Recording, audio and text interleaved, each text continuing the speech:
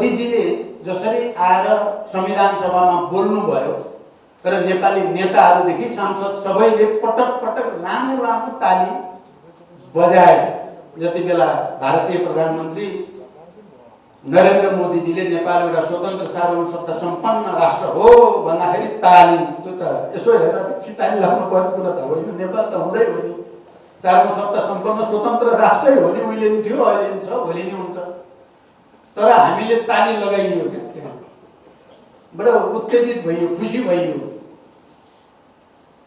यो भित्र चाहिँ उहाँले अलिकति खोज्नु भएको छ के हो यो हुँदै हो नि भनेर पनि उहाँले नि भन्नुभएको छ। यो कुराको हिसाब चाहिँ अलि राम्रोसँग भारतले गर्नुपर्छ भन्ने लाग्छ मलाई। भारतीय नेतृत्वले, भारतीय बुद्धिजीवीहरूले नेपालीहरू बुद्ध नेपालमा जन्मेका हुन् भन्दा खुसी हुन्छ। जन्मेकै हुन् नि, त्यत्रो धेरै उत्पाद त हुनुपर्ने कुरो होइन, तर चाहिँ नेपालमै जन्मेका हुन् भन्दा मात्रै बल्ल खुसी भइन्छ। कसैले अर्को कुनै भाषा प्रयोग गर्यो, बुद्धले बुद्धत्व प्राप्त गरेको त भारतमा हो नि भन्यो भने चाहिँ त्यति मिठो लाग्दैन। जन्मे त नेपालमै हो नि भन्न मन लाग्छ। प्राप्त गरेको त भारतमै हो नि हुन त। बोधगयादेखि कुशीनगरदेखि सबै ठाउँहरू, सारनाथ सबै हो नि, तथ्य त त्यो पनि हो। यो मनोविज्ञानको विश्लेषण हामी दुवैले र मुख्यतः भारतले नै बढी गर्नुपर्छ भन्ने ठान्छु म। भारतले मोदीजीले आएर सार्वभौमसत्ता हो, तिमीहरू स्वतन्त्र हो भनेर ताली बजाउनेहरूलाई त ताली बजाएको बजाइ गर्ने बनाइदिनु पर्यो नि, सधैँ ताली बजाउने बनाइदिनु पर्यो। फेरि ठुलो राष्ट्र कहिलेकाहीँ के हुन्छ भने ठुलो राष्ट्रको जमिन पनि धेरै छ, जनसङ्ख्या पनि धेरै छ। त्यसो भएको हुनाले अब ठुलो राष्ट्रले सानो राष्ट्रलाई थोरै थोरै जमिन सानोको उतापट्टि पस्यो भने पनि खासै फरक पर्दैन।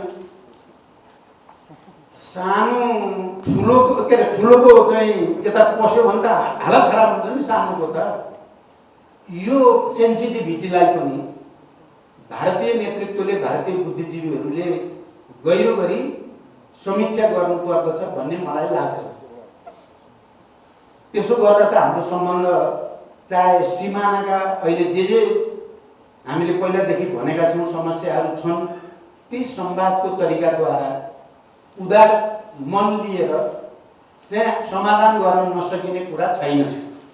मलाई लाग्छ रञ्जितजीको यो किताबले सबै जटिल समस्याहरू पनि समाधान गर्न सकिन्छ भन्ने क्लु पनि दिएको छ किताबले भन्ने मैले महसुस गरेँ। केही क्लु दिएको छ कसरी समाधान गर्न सकिन्छ भन्ने कुरा। तिनलाई समातेर हामी अगाडि जान सकिन्छ, जानु पनि पर्छ भन्ने मलाई लाग्छ। हामी मिल्नुको विकल्प छैन। इतिहासले, भूगोलले, संस्कृतिले, अर्थतन्त्रले, जनता जनताको यति व्यापक सम्बन्धले, रोटी बेटी भनेर एउटा च्याप्टरै लेख्नु भएको छ। रोटी बेटीको सबै सम्बन्धले हामीहरू मिलेर एकअर्काका कन्सर्नहरूलाई ध्यान दिएर सकारात्मक र रचनात्मक ढङ्गले समाधान गर्दै अगाडि जानुपर्छ। विदेश नीतिको हकमा यो कुरा साँचो हो कि कुनै पनि देशको विदेश नीति भनेको त्यो देशको आन्तरिक नीतिको विस्तारित रूप नै हो र हुन्छ, नम्बर 1। नम्बर 2, कूटनैतिक सम्बन्ध र विदेश नीतिको चाहिँ मुटु मन हुँदैन, दिमाग मात्रै हुन्छ। उसले हेर्ने दिमागले, मुटुले, मनले, इमोसनले हुँदैन, यो विवेकले हुन्छ। र विवेकमा आधारित भएरै त्यो सम्बन्धलाई हामीले परिभाषित गर्नुपर्ने हुन्छ। र दुई देशको सम्बन्धलाई परिभाषित गर्ने कुरा आइडियोलोजी होइन, सिस्टम पनि होइन। भारतमा कुन सिस्टम छ, नेपालमा कुन सिस्टम छ भन्ने कुराले दुई देशको सम्बन्धलाई निर्धारण गर्दैन। जुनसुकै होस्, यदि नेपालको इन्ट्रेस्ट, नेपालको नेसनल इन्ट्रेस्टमा भारतले बाधा होइन सहयोग पुर्याएको छ भने भारतसँग हाम्रो राम्रो मित्रता हुन्छ।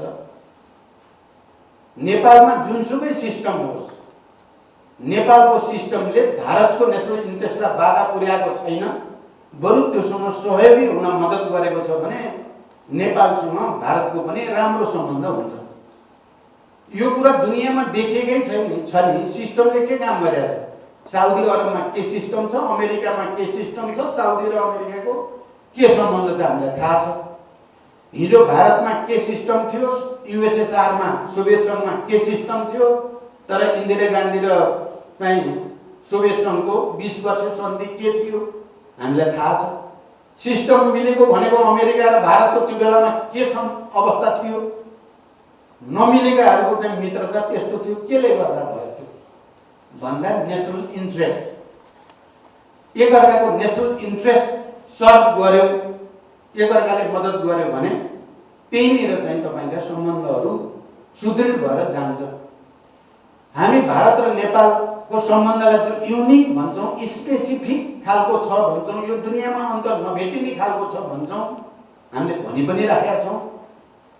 त्यसकारण नेपालको नेसनल इन्ट्रेस्ट र भारतको नेसनल इन्ट्रेस्टलाई एकअर्काले सम्मान गर्ने, सहयोग गर्ने प्रक्रियाको सुरुवात गरियो भने दुनियाँको कुनै पनि ताकतले हाम्रो सम्बन्ध सुदृढ हुन रोक्न सक्दैन।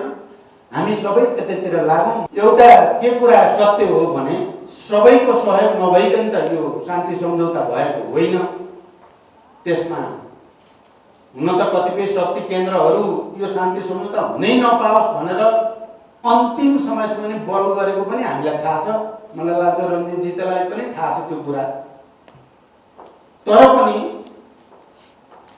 नेपालका राजनीतिक शक्तिहरू, लोकतान्त्रिक राजनीतिक शक्तिहरू र हाम्रा छिमेकीहरू चाहिँ यो प्रक्रिया अगाडि आओस् भन्ने सहयोगको भावना नभएको भए पनि हामीले माओवादीले मात्रै चाहेर यही ठाउँमा आउन सकिँदैन त्यो कुरा पनि म सिन्सियरली राख्न चाहन्छु। त्यो माओवादीले मात्रै चाहेर या त्यति बेलाका 7 राजनीतिक दलले मात्रै चाहेर पनि यो सबै सहज ढङ्गले सम्पन्न हुन सक्दैन। हाम्रा छिमेकीहरूको अझ त्यसमा भारतको सकारात्मक धारणा हुनै पर्थ्यो भयो।